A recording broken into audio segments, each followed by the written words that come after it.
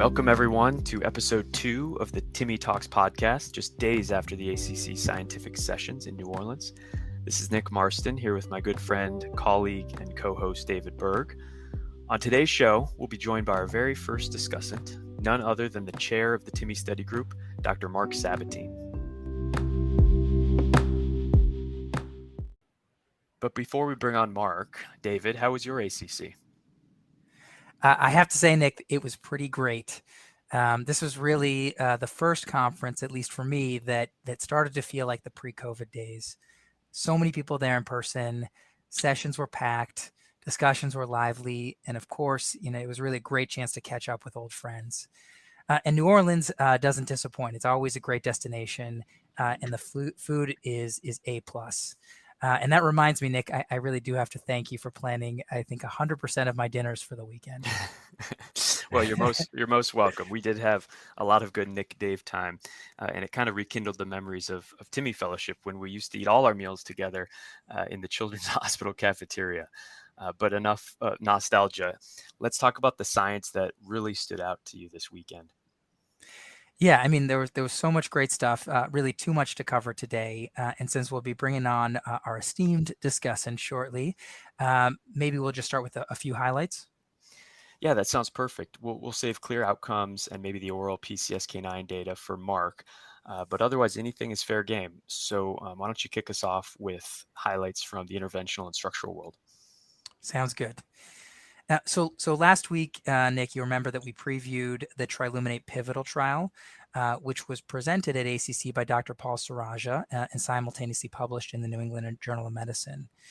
And just as a reminder, Triluminate pivotal was a randomized trial of tricuspid transcatheter edge-to-edge repairs compared with medical therapy in what ended up being 350 patients with symptomatic severe tricuspid regurgitation who are not candidates for surgery.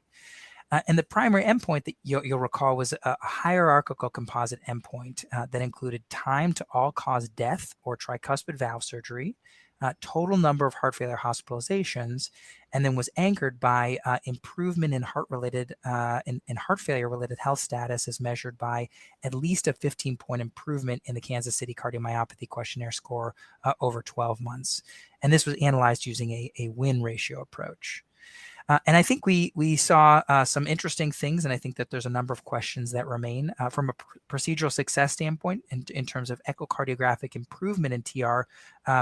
The approach seemed to be effective. So at 12 months, 88% of patients who were randomly allocated to TriClip had moderate TR or less, as compared to only 6% in the medical therapy arm.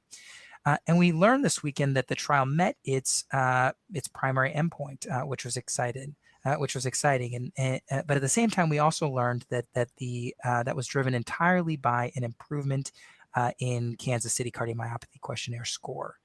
And that raises some questions. I don't mean to disparage the importance of PROs, patient-reported outcomes, in any way. I actually think that the patient's symptoms and experience of their illness are incredibly important. And the magnitude of improvement in KCCQ scores that we saw with patients randomly allocated to TriClip was substantial, really easily, best in contemporary heart failure medical therapies.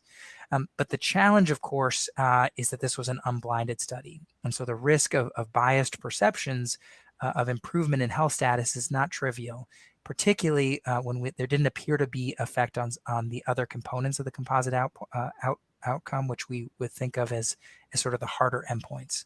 So I think there's more to learn about the TriClip in the years ahead, but potentially some encouraging signals there. Switching gears a little bit, Nick, one of the studies that grabbed, I think, both of our attentions was the STELLAR trial. And to be glib, the results were pretty stellar. Maybe you might walk us through what that was all about.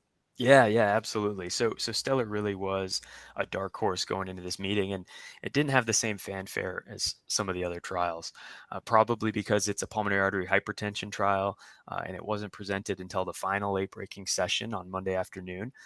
However, this really ended up being one of the biggest headlines of ACC. And for those of us who were in the audience, we got to hear that audible aha and extended applause that LBCTs do so well. In fact, the session chairs even had to hold off on starting the Q&A session until the applause finally died down. So what was the excitement all about? Well, this was a phase 3 RCT of sotatercept, a first-in-class therapy for PAH. And the drug acts by trapping select members of the TG-beta superfamily, which in turn inhibits cell proliferation, promotes apoptosis, and alleviates inflammation. And so this shift in cellular activity within the pulmonary vasculature appears to cause reverse remodeling and even vessel patency. So a huge potential here for patients with PAH. What the trial showed, the investigators looked at 320 patients with PAH and randomized in a one-to-one fashion to sotatercept versus placebo. And these patients were followed for 24 weeks and were assessed for a primary endpoint of the change in their 6-minute walk test from baseline to week 24. And the results were highly significant, with a 41-meter increase in the 6-minute walk test compared to placebo, representing an approximately 10% increase in overall walk distance from baseline. However, what was most striking was that 8 out of the 9 secondary endpoints were significant as well. And that includes an 84% reduction in death or non-fatal clinical events. And so, David, just to be clear, I did not say a hazard ratio of 0.84. I said an 84% relative risk reduction, which is a hazard ratio of 0.16. This is a hazard ratio that most trialists can only dream about, but it's especially welcome in a disease space where we desperately need therapies that improve patient outcomes. So this stellar trial was published simultaneously in the New England Journal of Medicine and was definitely a big hit. David, anything else you want to mention before we move on to our discussant? Yeah, I mean that it was totally spectacular, and I'll add that this was obviously a PAH population, but sotatercept's now being studied in other forms of pulmonary hypertension as well, including pulmonary hypertension related to left heart disease in a HFpEF population. So that's an area where we really don't have therapies, and so I'll be very interested to see what pans out in those studies. I think before we move on to our discussion with Marc Sabatine, the other thing I wanted to highlight was some of the great work from an implementation science standpoint. And it's always exciting when we have new therapies, but the reality is that therapies don't help patients who aren't on them. And so there were a number of trials at this meeting that were testing various strategies to increase use of effective therapies, particularly in patients with heart failure with reduced ejection fraction, where we've had an explosion of new therapies over the last decade. One of those studies was the Implement HF study led by some of our colleagues here at the Brigham. So I just want to give a quick shout out to them. But one of the studies I did want to highlight is the Better Care Heart Failure study, or the Better Care HF trial, which tested the impact of 2 EHR-based strategies, specifically on mineralocorticoid receptor antagonist prescriptions in over 2,000 patients who had heart failure with reduced ejection fraction. And without sort of getting into the details, I'll say that impressively, the one of those approaches was just a best practice advisory, a BPA intervention. And that's essentially an alert that's provided during individual patient encounters. And with just that simple prodding, there was a 2.5-fold increase in MRA prescriptions to these patients. And so what I really like about this is that it's a cheap, very scalable intervention and has the potential to really dramatically affect the proportion or the number of patients who are receiving guideline-directed medical therapy for heart failure. Thanks, David. That's a really great recap of just a few of the many excellent clinical trials presented at ACC. Let's take a deep dive now into clear outcomes with our discussant, Marc Sabatine.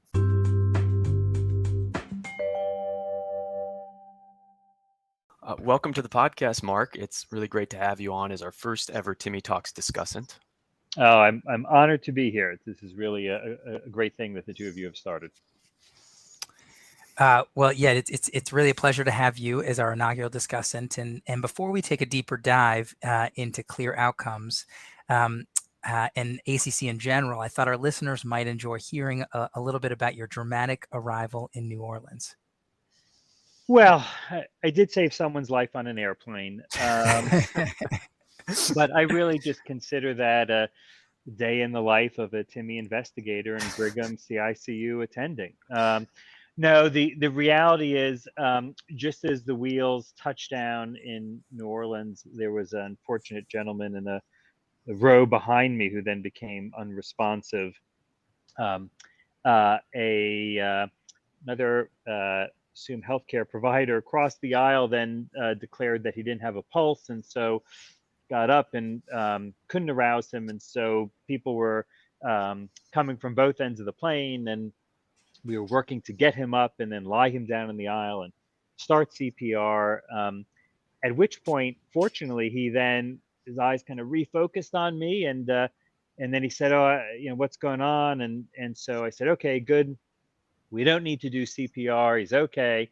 Um, his wife, for some reason, really insisted that we go forward with the CPR, and so I'm viewing that as just sort of a deep love and concern for her husband. I did reassure her that it wasn't needed. Compounding the problem was the person who was feeling his pulse then declared she still couldn't feel a pulse on him. But I pointed out that he was talking to me, and so he probably had a reasonable blood pressure at that point. Um, so he did okay, and then got to get off the airplane first, and hopefully did well for the rest of his trip in New Orleans. Hey, well, not all heroes wear capes, Mark. So I actually was wearing a cape. Well, at least I was wearing a Xenia blazer, but not exactly a cape. So. Well, and kudos to being the cardiologist to respond, because surely that flight was full of cardiologists flying from Boston to New Orleans, but you were the first responder, so making Well, TIMI proud. it is funny you mentioned that. Several people said they heard a commotion, but they were too busy watching some content on their iPad to get up. I did share this story with Dr. Brunwald, who then related to me that he said a similar thing happened to him on a trip to a cardiology meeting where someone on the plane fell ill and needed urgent medical attention. And Dr. Brunwald said he was the first person to get to the patient's bedside, or not bedside, get next to them on the plane. He's like, the second person was Jerry Austin, who was the chair of surgery at MGH and was a cardiac surgeon by training. So I can only imagine how that went with two legendary figures there decades ago. Yeah, no kidding. One could only be so lucky. So that's obviously a very exciting way to start your conference in New Orleans. For the rest of us, we had to wait until Saturday morning for the fireworks, which was the first late breaking session, and it was kicked off with clear outcomes, which we previewed a little bit last week. And I know the listeners are already well aware of this trial, so just kind of at a very high level, remind people that this is a cardiovascular outcomes trial for bempedoic acid, a drug that was approved 2 years ago for lipid LDL lowering. And notably, the trial population that was studied was limited to patients with statin intolerance. They had 77% of the population on no statins at all.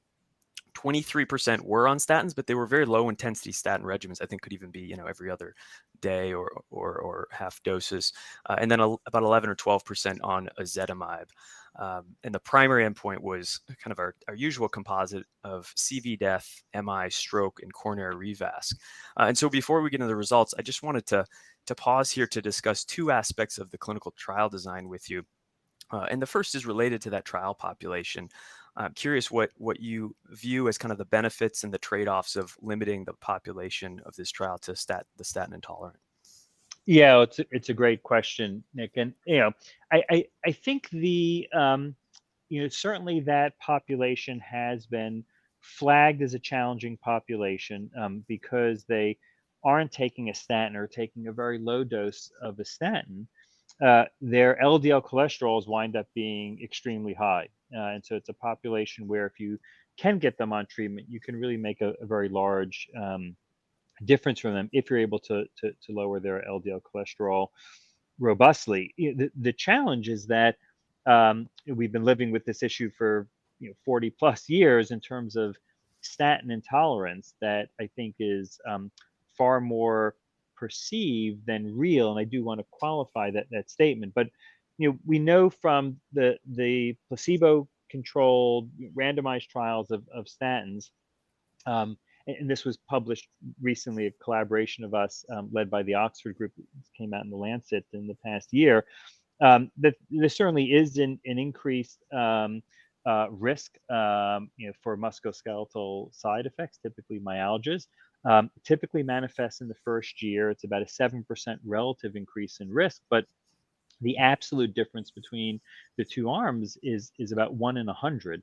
And if you look at the musculoskeletal complaints and the rates in the placebo arm and the statin arm, of the patients who then on a statin complain of a musculoskeletal complaint, probably 14/15 of those individuals, it has nothing to do with the statin. However, this concern for myalgias and other side effects is so widespread in the internet and elsewhere, that it affects patients' perception. So, if they're not taking a statin, they're not taking a statin. So, first order of business, I would say, would be to try to get these patients on a statin, given that such an effective and safe and inexpensive class of medications. And then and only then, if you can't succeed, then one needs to then consider non-statin therapies. Great. No, thanks. That makes sense. It's funny because on many of our trials, we're trying so hard to make sure patients are on appropriate background regimen, and that the percent of patients on statins is well above 50, even 60%. And here it's just coming at it from a different angle, and I think would probably have its own challenges of only being able to enroll those patients. The second question I had related to trial design was regarding the composite primary endpoint. So again, here, CV death, MI, stroke, and coronary revas very commonly used, and we've certainly used this endpoint and variations of it in the past. Could you maybe comment on how you choose the primary endpoint for a lipid-lowering trial? Yeah, another excellent question. I think, like for any clinical trial, one needs to consider, what are the outcomes of interest that you think your intervention can reasonably alter. And then typically we include those and any more sort of severe manifestation of that same sort of axis of disease. And so certainly there's outstanding data with hundreds of thousands of patients, largely from the statin literature, but also with ezetimibe and PCSK9 inhibitors, that LDL cholesterol lowering can reduce the risk of MI. It can reduce the risk of ischemic stroke. It can reduce particularly coronary heart disease death. The cardiovascular death is a little bit broader, as that includes, for example, heart failure deaths, which we wouldn't think would be affected by lipid-lowering therapy. The drugs also reduce the risk of coronary revascularization. That's a bit of a trickier endpoint, in that there's both urgent revascularization for some episode of ischemia, and then elective. There's a lot of variability in elective coronary revascularization in different parts of the world, and even within different regions within the country. And so we and others have seen that the effects of lipid lowering are quite consistent for the urgent revascularization, something that's prompted by an episode of ischemia. The elective tends to be a bit more variable, as it can be watered down by some procedures that may or may not have a medical urgency to them. So I think a very reasonable endpoint looked at in multiple other trials. One might have narrowed it to coronary heart disease death and limited to ischemic stroke, which actually in the supplement there was a nice effect on that. No positive effect on hemorrhagic stroke. In fact, if anything, point estimate going the wrong way, although very, very tiny numbers. That's great, and I think before we take a closer look at the effect of the intervention on those clinical endpoints, I thought we might spend a little time, Mark, talking about the effect of bempedoic acid on LDL cholesterol reduction. And so for those of you who tuned in last week, you'll remember that Nick talked a little bit about the expected LDL cholesterol reduction from the Clear Serenity trial, where we saw about a 21% reduction. And in this study, When we looked at the first 6 months, or when the investigators looked at the first 6 months, there was indeed about a 20% reduction in LDL cholesterol, which corresponded to a 29 milligram per deciliter based on the baseline value that was the starting baseline value in that group. And so if you looked at the difference between the bempedoic acid and the placebo groups, there was about a 20% difference in LDL cholesterol reduction. But over the course of the entire study, the percent reduction actually decreased. So in sort of a time averaged assessment of LDL cholesterol reduction, there was only about a 16% placebo adjusted reduction in LDL cholesterol over time in patients allocated to bempedoic acid.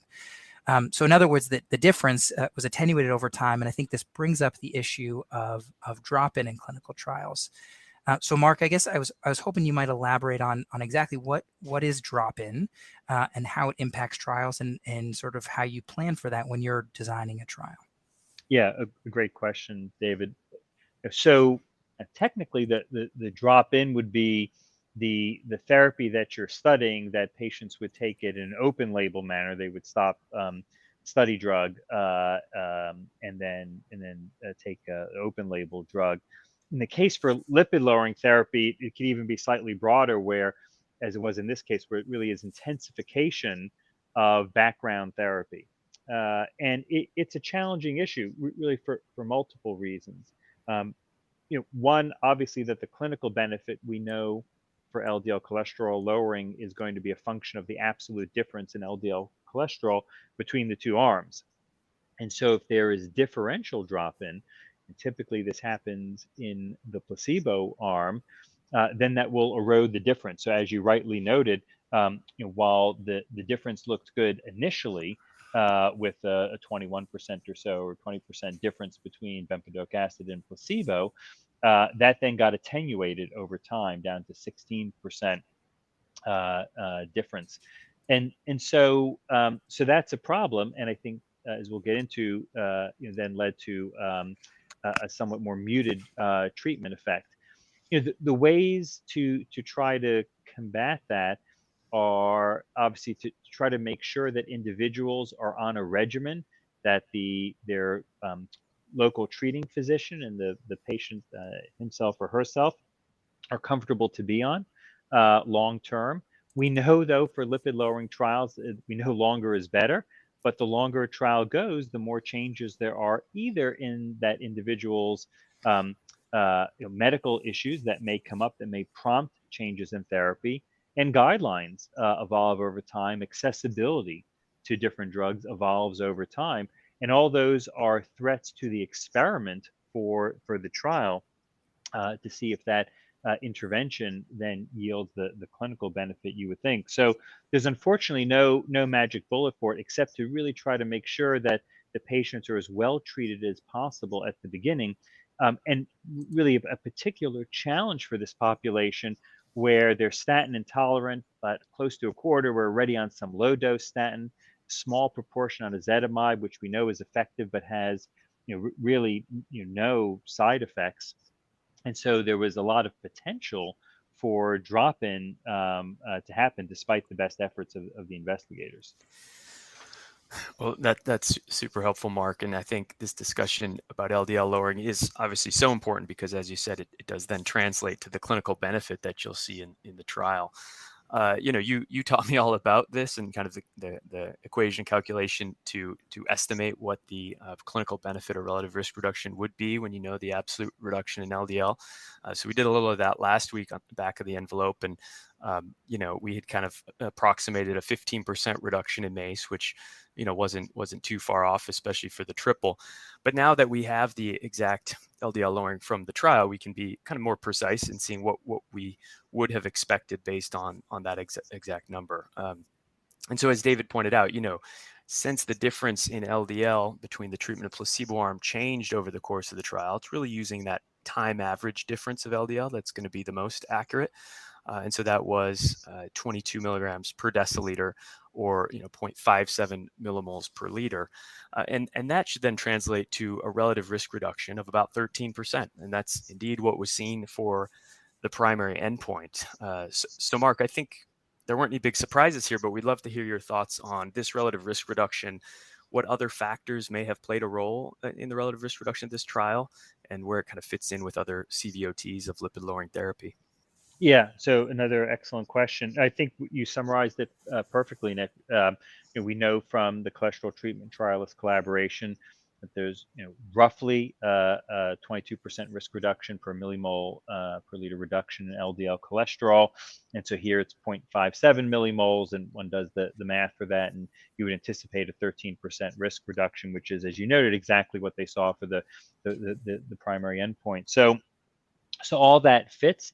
I think that is, to your broader question, that is reassuring, if you will, that through a variety of different drugs, that we still get very good alignment for the treatment effect. Again, with the caveat that you need to have that intervention be over the typical period, as was done for the statin trials, where the median follow-up was 4.5 to 5 years. We know the benefit grows with time.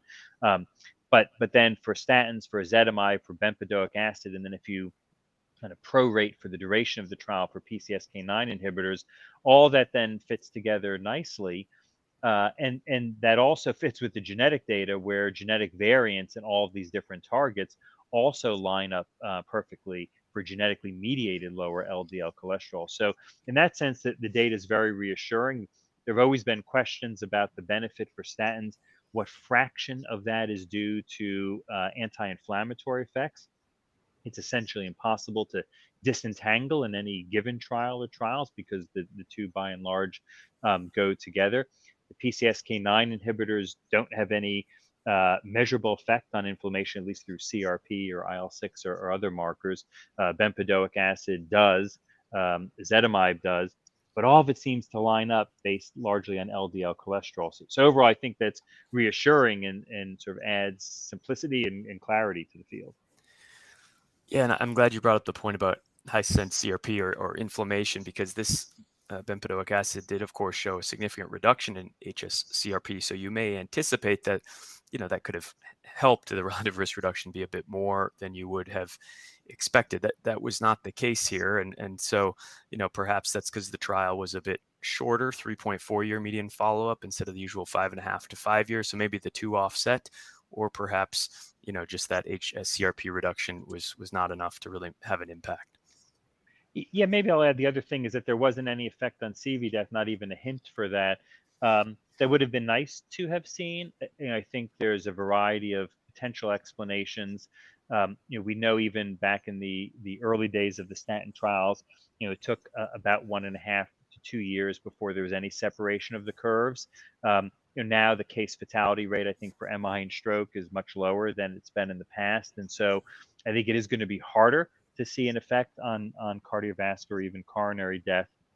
But it may be that you really need very robust differences in LDL cholesterol, and for it to be over a long duration, on the order of 4 to 5 years, to be able to see those benefits emerge.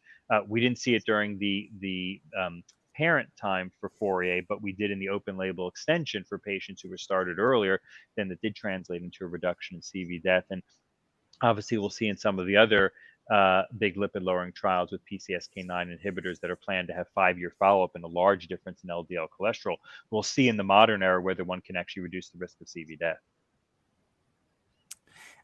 Any predictions, I guess, either Mark or Nick, any predictions about how these data end up impacting clinical practice? Do you expect that there'll be a lot more uptake of bempedoic acid, which, is we've talked about before, is already an approved therapy? I'm happy to start. I think this adds to I think clinicians' reassurance that if they're giving this drug, not only are they lowering LDL cholesterol as a risk factor, but we know that that will translate into a reduction in cardiovascular risk. It's, as you point out, not surprising. It fits with the genetic data, it fits with all the LDL data that's been established over decades. But it's always nice to have the outcomes data. There were imbalances for excesses for certain side effects. LFTs tended to be higher with bempedoic acid, although the absolute rates were low. It interferes with the secretion of uric acid, and so uric acid levels were higher, and risk of gout was higher. Also, there was a risk for cholelithiasis that hadn't been seen in earlier trials. So there are some side effects that come with it. There weren't myalgias, so that is sort of what the primary target is. But there are some other side effects that now clinicians have a clearer sense in this larger trial and can be armed with that information as they think about what drug to reach for different patients. Yeah, I agree. I mean, I think that's all right. I think that, in the prevention clinic, we've had this available, and we will use it, but really we don't reach to it kind of first or even second. Um, we obviously knew that LDL lowering is a good thing, and so I think this data again helps support what we already knew. But really, when we're adding on therapies, we're trying to get LDLs kind of to a certain goal or certain target, and so whatever a tool or drug can get you there is worth considering. I think where this drug will have the probably greatest use, at least in my practice, will be in combination with ezetimibe. Both have modest reductions in LDL cholesterol, but when paired together, it can be much greater, over 40% reduction in LDL. So I think that's where it'll be a nice option, especially for patients who prefer an oral option instead of the injectables, which currently the PCSK9s are just injectables with monoclonals and inclisiran. So yeah, I think we'll see more of its use with this great data. But I think, Nick, that's a nice segue. You're talking about the injectables with PCSK9 inhibitors. We also saw some exciting phase 2 results about an oral PCSK9 inhibitor developed by Merck. Mark, I'm wondering if you have any thoughts about that program. Yeah, it's very exciting. This had always been billed as a very tough nut to crack, given sort of the broad, flat surface of PCSK9 molecule. That it'd be hard to come up with a small molecule that could have the appropriate properties to bind to PCSK9. But Merck did it, and so it's a macrocyclic peptide. It's quite complicated to generate. But they had previously presented, I think at AHA, phase 1 data that looked good, and then Christy Ballantyne here presented the phase 2 data, which looked really very, very strong. So it was a dose ranging trial, and at the highest doses, sort of the second to highest and highest doses, achieved roughly 60% reduction in LDL cholesterol. So that is a little bit better than what inclisiran achieves. It starts to approach what the PCSK9 inhibitors achieve, which sort of look at area under the curve rather than just the kind of trough effect at the end of the 2-week dosing interval. It's probably more like 65 to 68%. But it's a very robust reduction at 60%, and appeared to be very well tolerated. And so I think this is what both physicians and I suspect patients have been waiting for, to have a simple pill that they can take that would then lower their cholesterol by 60%. You think in the future then with a high intensity statin and with a PCSK9 inhibitor, then for patients who take both, you should be able to get roughly 85% reduction in their LDL cholesterol. And so, as we and others have been presenting data showing that lower is better, even down to levels under 40 milligrams per deciliter, that can be hard to achieve. But now you might be able to achieve it with just 2 pills a day. Yeah, no, I think it really is amazing. And I think a ton of really exciting compounds, exciting trials in this space in the field of lipid-lowering therapies. And as a clinician, I think you guys touched on this incredibly well. But I think just as you said, we have learned that lesson time and time again that that lower is better, and that getting LDL cholesterol as low as possible is important. And particularly knowing that there can be challenges related to adherence with various lipid-lowering therapies. I think just having options, multiple options, is great for cardiologists. It's great for patients. It's great for the field. So, I think this is a really exciting time in this field.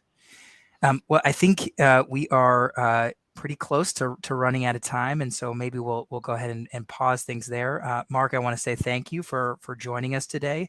It's obviously we get the benefit of getting to work with you all the time, but hopefully listeners get a taste of of the joy that it is to work with you, and thanks for joining us.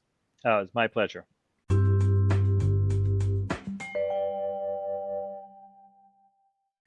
For the TIMI Talks podcast, this is David and Nick signing off.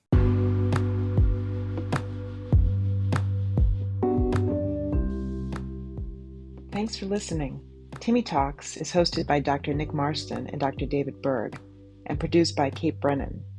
Follow the TIMI Study Group on Twitter @TIMI Study Group to be sure to catch all our future episodes.